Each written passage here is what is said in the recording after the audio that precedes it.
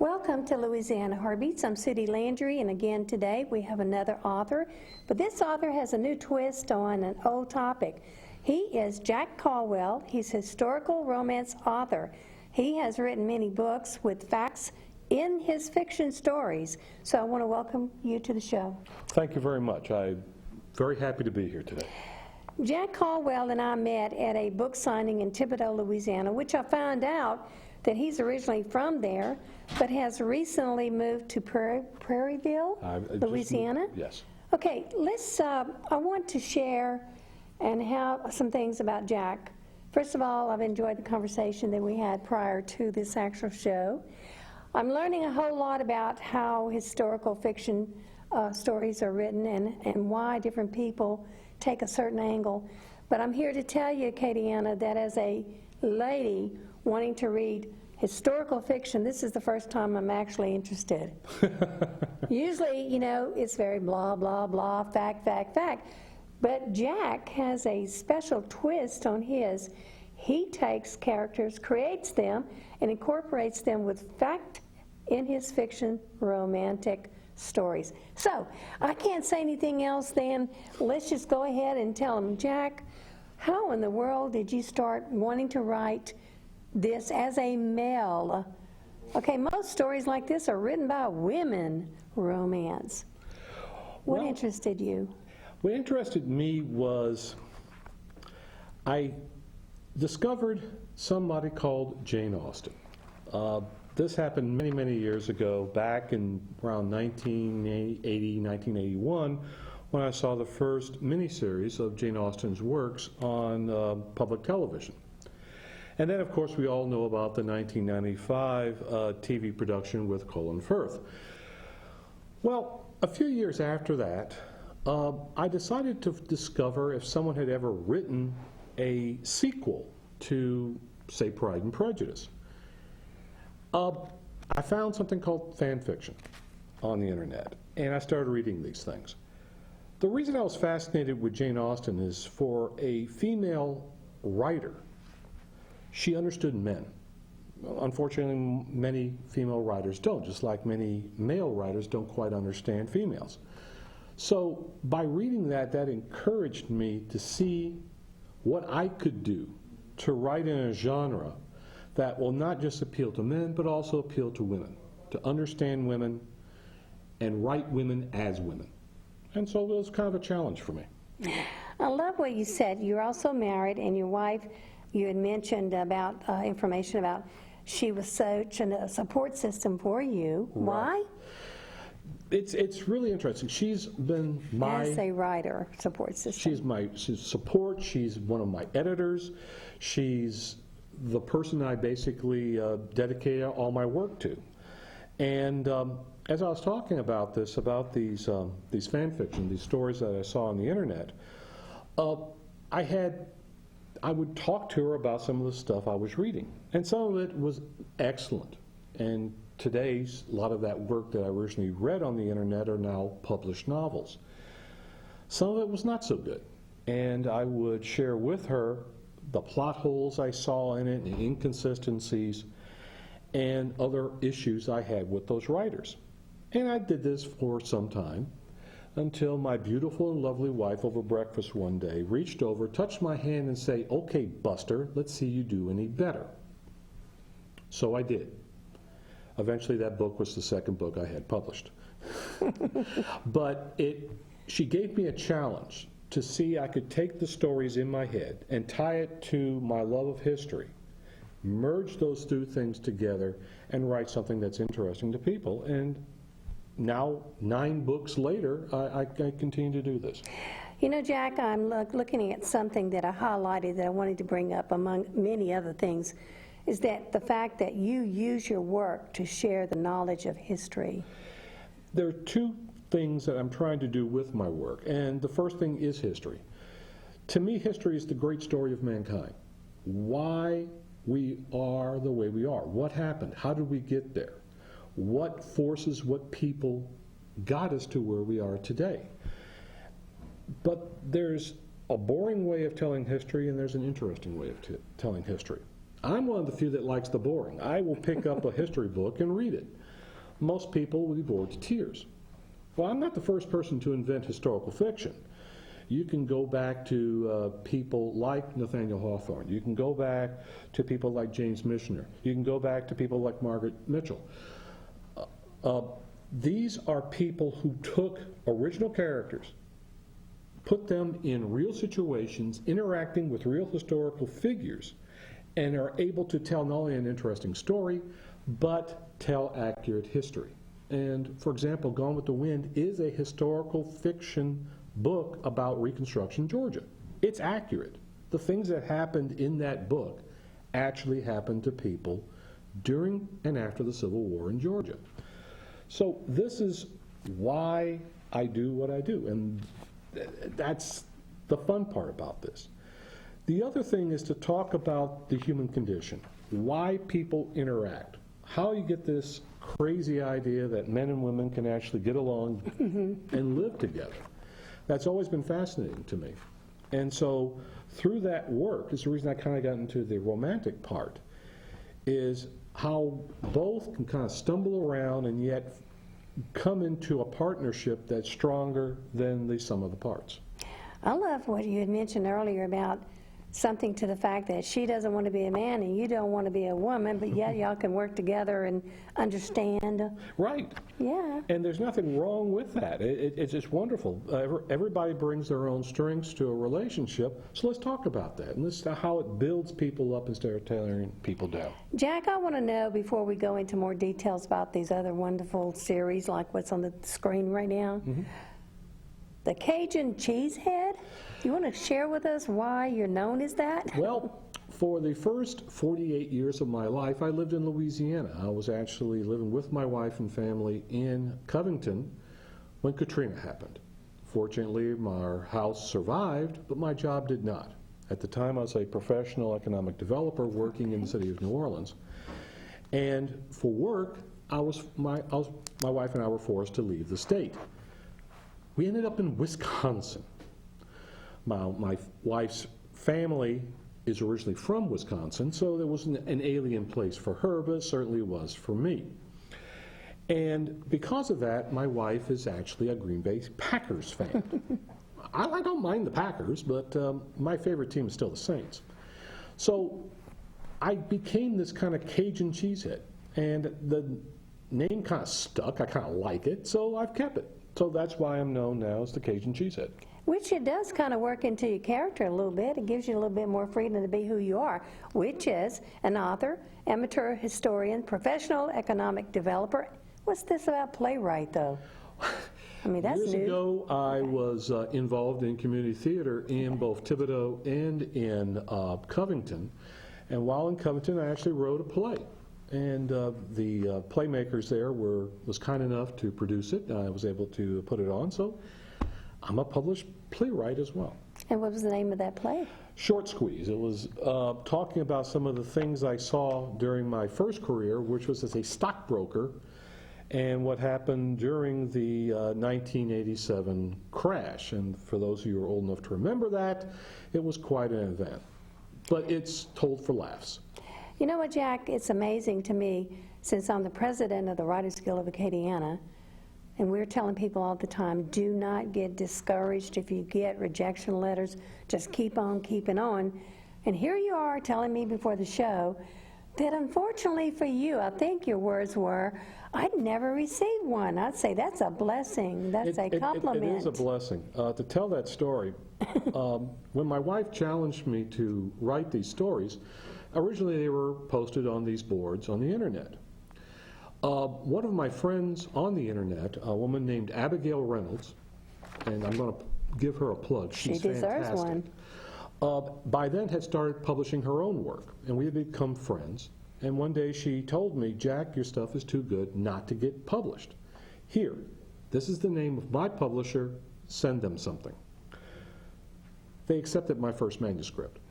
And so I don't have a wall of rejection letters, so what can I So say? that says a whole lot, which you'll understand later, Acadiana, why he has so many published books. This thing about Ramblings of a Cajun in Exile, Again, that also came from my 10-year exile from Louisiana in Wisconsin, Minnesota, and Florida. I've moved back to Louisiana about 9 months ago, and now moved into our new home in Prairieville. And you also, naturally being from Louisiana, know how to cook. Well, Are you trying? all good Cajun men should know how to cook. And if you don't, get off your keister and learn. That's it. Okay, well, look, since we have the Crescent City posted back as our background with your 3 books up there, okay, that's your series, right? It's one of the 2 series I basically wrote. Okay. So let's talk a little bit about Crescent City. Yes. Crescent City was, again, coming back to my experiences during Hurricane Katrina. Due to my background in economic development, I was here during Hurricane Katrina. Immediately afterwards, I served as a FEMA contractor. My wife ran a nonprofit in the Upper Ninth Ward, and so she was one of the first ones back into the city when it was dry enough to get there. We were there. We saw this. We knew the background of what happened. Well, when we relocated to Wisconsin, we were absolutely shocked at the bad information that was common knowledge up there. Even with the good-hearted folks from the Midwest who came down time after time after time to the Gulf Coast, to New Orleans, to Plaquemines, to St. Bernard, to Gulfport, to help in the rebuilding. They still believed a lot of the fantasies and mistaken information that was presented during the disaster. When I heard a U.S. congressman say that, why are we spending money trying to rebuild New Orleans, let's just abandon the place, I got mad. But instead of writing letters to the editor, I wrote a 300,000-word argument why New Orleans matters. Awesome. And that is Crescent City. Now, why did it take 300,000 words to do it? You had a lot to say. Well, I could have just written a story about exactly what happened during the hurricane.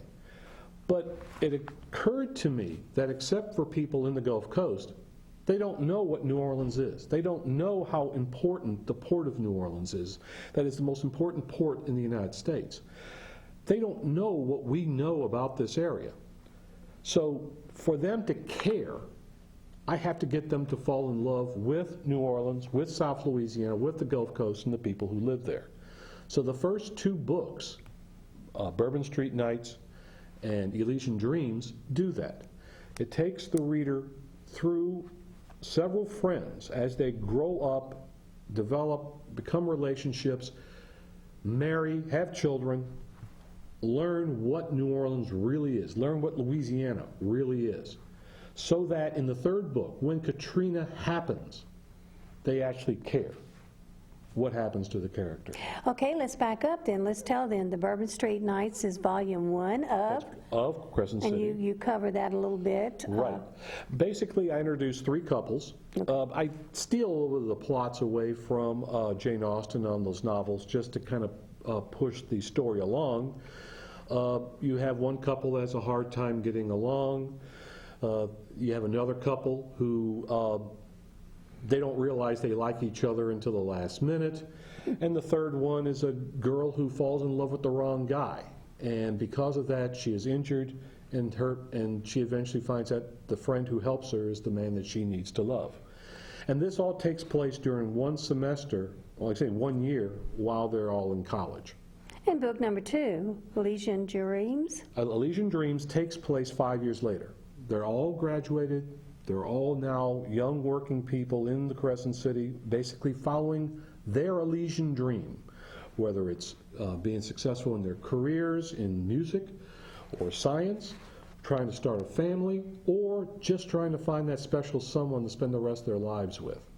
And that happens during the year, the summer of 2004 to the summer of 2005. Jack, what I found interesting was that in the first book, Bourbon Street Nights, Volume 1, that you said that there were 3 friends. Now, Elizabeth, a Cajun, Right. okay, the 3 characters, are they the same characters that you bring Yes. through? Right. This is the families that follow through. You have Elizabeth, who's originally from the Bayou country of Louisiana. Okay. You have Marianne, who's originally from Mississippi. And then you have Emma, who's a Jewish girl from uptown New Orleans. And yet these are, from their various different backgrounds, they become the closest of friends. And so you're able to explore a lot of their relationships and their backgrounds that exist. That's why I wanted to go back to that, because then you bring them through book 2, and then book 3 Book 3 is the storm. And is the what actual happens storm to itself. them and what happens to their friends, their co-workers, and other folks in the area. Okay, so the book 3 in that series, Ruins. Ruin and renewal. Okay, and that actually talks about the actual disaster Yes. of Katrina. Also at Katrina, and what I try to weave in there is what actually happened, the facts, who's really at fault, and it's also the aftermath. It's not just the storm. It's that terrible, terrible month of September, which was almost worse than the storm, because we lived in this purgatory for an entire month. And then the slow, agonizing, painful rebuilding that we had to go through to try to get the city and get the region back on its feet to continue onward, because that's the type of people who live in the Gulf Coast. Whether you're in Gulfport, whether you're in St. Bernard, whether you're in Covington or New Orleans or Lafayette or anywhere else, you know what it takes when one of these things hit. We just move on, we go forward, and we rebuild. And that's what Ruin and Renewal is all about. Well, you know, Jack, I have actually run into some of the survivors, like a lot of us have, that's actually transplanted from New Orleans, trying to build up to get back there also. And it's true, whenever you said in your article on your webpage, the survivors must pick up the pieces of their shattered lives. Yes. But then here's the bureaucratic bumbling by the government officials, and it proves too much for some of them. Exactly. And they're kind of like spread all over the United States. And that also is reflected, I don't want to give too much of a spoiler on the book, Right. but there are 3 groups of people. You have those who remained, those who, like myself, had to leave for a while until they were able to return, and then there are those who will never return. That's right. And that's all reflected in the book as well. And the ones that will never return have some of the most awesome stories to share. Right. And I've had one on here and one getting ready to come, and that spirit of survival. Right. But let's not lose the history Right. of the struggle and the story within the story. Exactly. Now, before we move into another series that you're doing, or your other novels, I want to be sure to get that quote in there that I've got. And I want to know if you made it up. It takes a real man to write historical fiction. So let me tell you a story. I have to admit, I wrote that one. You wrote that one. I love that. Okay. So there's a whole lot of interesting books that you have out there. Yeah, before we get into the other series, Crescent City also ignited something in me, is to tell more about the history of Louisiana. And so what I did was, I jumped back 200 years, and I was able to have this done prior to the 200th anniversary of the Battle of New Orleans, is I have turned Crescent City from a trilogy into an entire series of novels about the history of Louisiana. And we begin that with kind of the prequel to all this, which is a book called The Plains of Chalmette.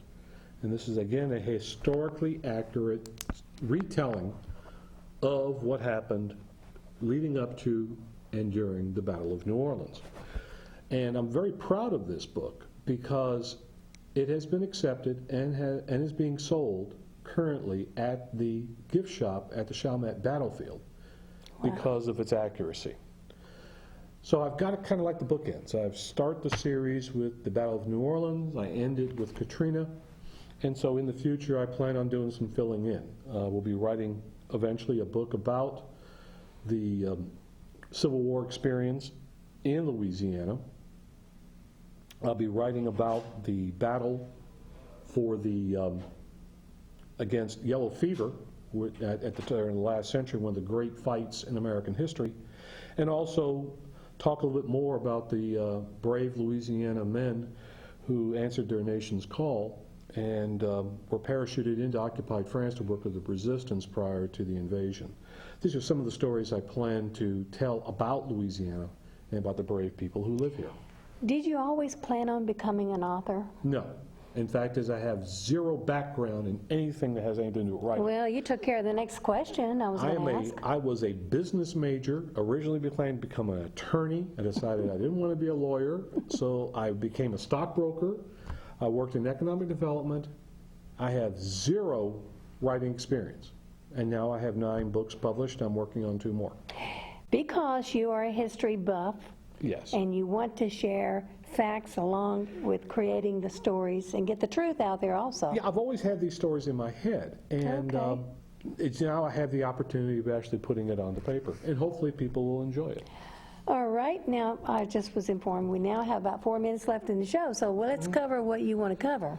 Well, the other series that I've worked on is what got me into writing in the first place, which is the interest of not only Jane Austen, but during the time period in which she lived. She lived during the Regency, which was also the Great Napoleonic Wars of Britain against Napoleon's France. This was one of the great turning points of history. And then I realized that it was pretty close to the Battle of Waterloo. So I've actually written a series of books about that time period using Austen's characters. The first one was called The Three Colonels, where I take some of her characters, add a few others, and literally put them at Waterloo. I followed that up with a ability to kind of play around and mesh some things, and I had an Austen character actually deal with a old Scarlet Pimpernel and talk about some of the things that were going on during that time. It's called The Last Adventure of the Scarlet Pimpernel. And I am now working on a Persuasion sequel, as well as a sequel to all 3 books called Rosings Park, which will follow some of the things that happened during The Three Colonels. So that's my Jane Austen Fighting Men books. And then I've written some other novels, a Western, plus a couple of just novels that I think are particularly funny that people seem to have enjoyed. Jack, are you completely retired and dedicated to writing I'm now? a full-time writer. Why did you want to come on this show? What did you want to share mainly with the I audience? wanted people to understand that if you have a story, you go out there and write it. And there's a lot of support out there. But what I would tell any writer who wants to get into this, first start reading the best you can in your particular genre. They're going to show you how to do it. And then copy that style, learn what to do, and then gather people around you who will tell you the truth. Because one thing a writer will always do is fall in love with their own words. And fortunately, I have 3 editors who are merciless, and they will tear apart anything I write and make it better. Okay, Jack. So, where are you going after you leave here? Do you have a book signing coming up anytime soon? Not this particular time. Okay. We had some book signings going on. Still getting myself settled into the new house in Prairieville. That's right, that's but right. There'll be some events probably coming up in the fall. So, you already beat me to some of the questions I was going to ask. Yes. As far as what are you working on, but you're working on 2 or 3 things. Basically, huh? I'm working on those, doing some sketching out for the continuation of the Louisiana series, and there's a few other books that have kind of toying around in my head. That's the one thing about a writer, it's if you don't get it out, you're going to explode. Understand that when you're not writing and traveling, you do try to play golf. I do try to play golf. I play at golf. You play at golf? Well, you have a good time. Okay, well, now we're getting to the end of the show, and I want to thank you so much, so much for coming on the show. It's been amazing. It's been very interesting. I'm honestly overwhelmed with how many books you cranked out. How many books did it take you? How long did it take you for one book, say? It takes me, usually on a book, it takes me about 8 to 9 months to write. Crescent City took me a year and a half. Wow, wow. Well, I want to thank everybody that's watching Acadiana Open Channel and watching our show, Louisiana Heart Beats. And today we had Jack Caldwell on, which I'm sure we'll be hearing a whole lot more from you. And as he travels around, if you're interested, his information is on the screen. You can send him a message and ask him questions and find out what he's doing, or perhaps check out his newest release or when it's coming out again. Otherwise, if you would like to be on the show and share your dreams and your passion, Acadiana Open Channel is the place to be, because here you can be who you are, you can share your dreams, and it's freedom of speech. And I want to thank you again, and as the credits are starting to roll, I want you to continue talking and sharing anything that you may have forgotten to say there, Jack. Nope, I just enjoyed being here. It's always wonderful to have a chance to come down to this part of the country, especially since the Civil War book will be taking place, some of this in this area, talking about the Red River Campaign. So it's nice to take a look at the topography, because that's also what makes a story interesting, is working in the plains of Acadiana. Well, I want you to know that we are so honored and blessed that people like you will come on our show and share what's going on, because I know you had to travel that distance to come here, but you know what? It's so worth it to be able to share your story with others out there, which will be on Acadiana Open Channel soon, and also YouTube and also Facebook. So again, thank you for coming on our show, and we're greatly appreciated that we have people like you willing to do that. I enjoyed being here, and I hope to be coming back to the Acadiana area very soon. Thank you so much. All right.